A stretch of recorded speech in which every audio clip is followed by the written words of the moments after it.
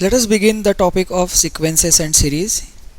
Now here the term sequence means it is just a set of different terms listed down with comma in between. So that means if we want to take one example, suppose we have something like this: 1 comma 2 comma 3 comma 4 and so on. Okay, so that is an example of sequence. But whenever we take the sum of all those terms, then that is called as a series. Alright, so that is just a terminology related with these two numbers. Now in general we have various types of progressions which are nothing but a very specific sequences with some specific feature. So let us now go on and study those special sequences. Now in this, the first one we will study is what is called as the arithmetic progression, also called as AP. Now it is a sequence in which the difference between consecutive terms is constant. So that means suppose let's consider the terms of this arithmetic progression as say T1, T2, T3, T4 and so on.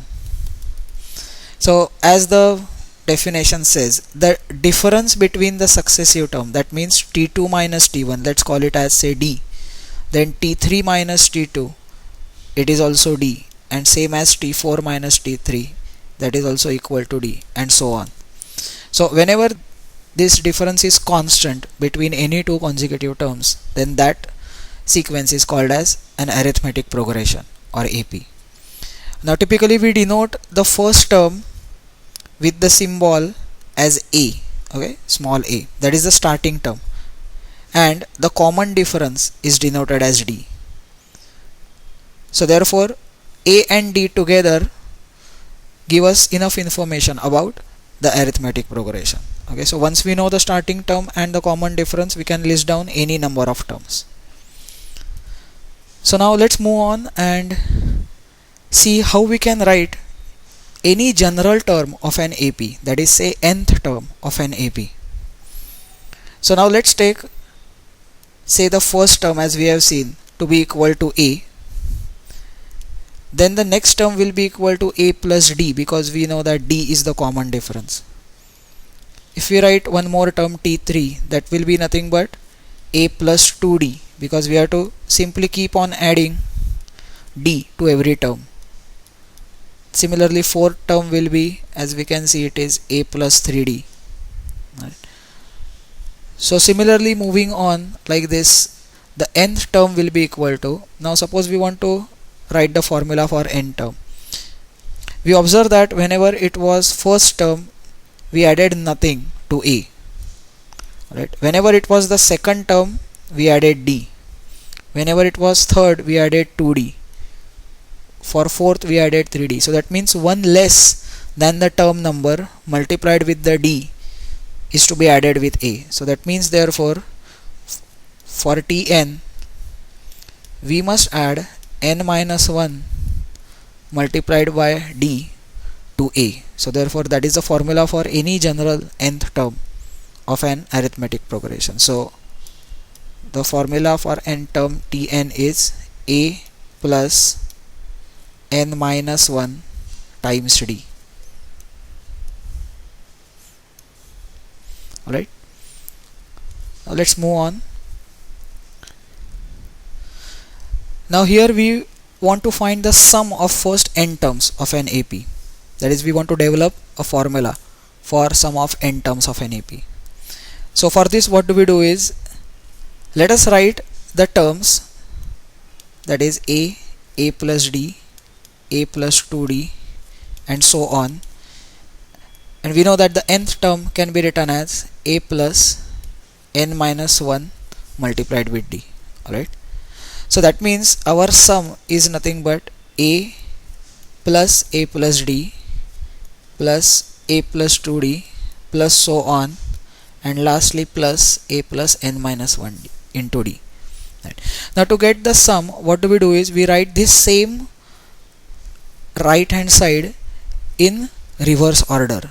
So that means I can write A as, now I will write the last term first, that is a plus n minus 1 times d. Okay, now if you imagine the term before that will be nothing but a plus n minus 2 times d, and so on. And at the end, if you write few terms at the end, we will have the second last term as a plus d, and the last term will be a.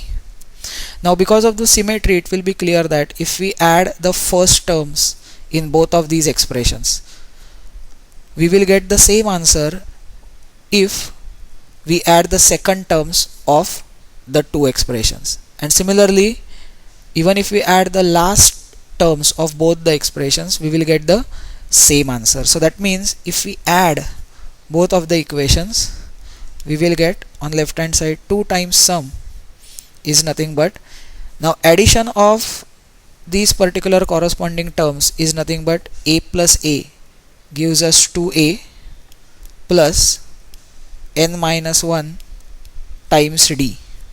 Alright, now this is the sum of one pair. Now accordingly there will be how many pairs? There will be n pairs, because there are n terms on both sides of first equation as well as second equation. So therefore whatever sum we have got, we have to multiply with n, which is the sum of both of the right hand sides. So therefore finally s is nothing but, we'll bring the 2 on right hand side, and I will just rewrite the right hand side as n by 2 into 2a plus n minus 1 times d. Alright, we typically denote this as Sn, that is the sum of n terms.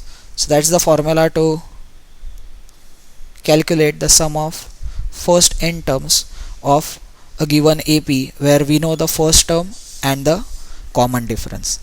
Now it is also interesting to note that this formula for Sn can be rewritten in slightly another way, that is nothing but n upon 2 into bracket.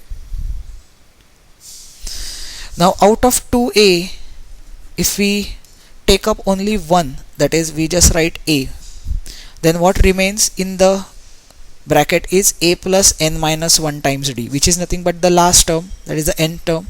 So let me denote it as, say, L, which stands for the last term. So that means the sum of first n terms is nothing but n by 2 into first term plus last term, that is a plus L. So this is just another way of getting the sum of n terms. Right. Now let's go ahead and see the next topic in this.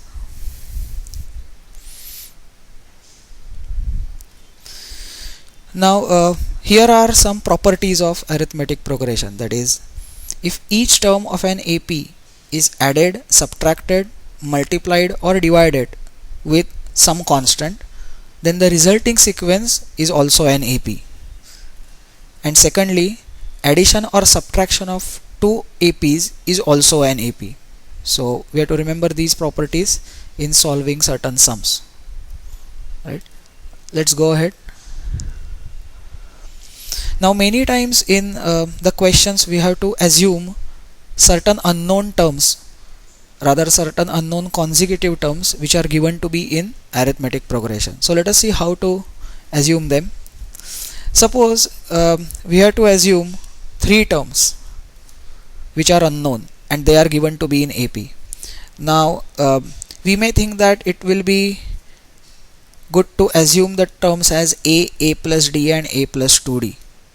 Now although this is not wrong, but often another way serves to be very helpful while solving the sum. So rather than assuming the terms like this, what we assume is, we assume the middle term only as a, and hence the next term will be a plus d and the previous term will be a minus d. Now the use of this particular notation is that often there is a condition related with sum of 3 numbers which are in AP. So therefore here if we add the 3 numbers, what will happen is the d will get cancelled and we'll be left with just 3a, so that one of the unknowns d gets eliminated. So that's the benefit of assuming in this particular way. Now what happens if the number of terms to assume is even. Now here we cannot take the advantage of the way that we assumed in the previous case. So here we have to assume the terms as a minus 3d, a minus d, a plus d, and a plus 3d. So no doubt here also the terms are symmetric, so that when we add all the terms, then all the d's will get cancelled and we'll be left with only 4 times a. But the difference from the previous case is that now the successive difference is not d but it is 2d, alright, which is not the case as in the first example that we saw. So here the successive difference is 2d, whereas in the previous example the successive difference was d only, alright. So that's the important point to keep in mind.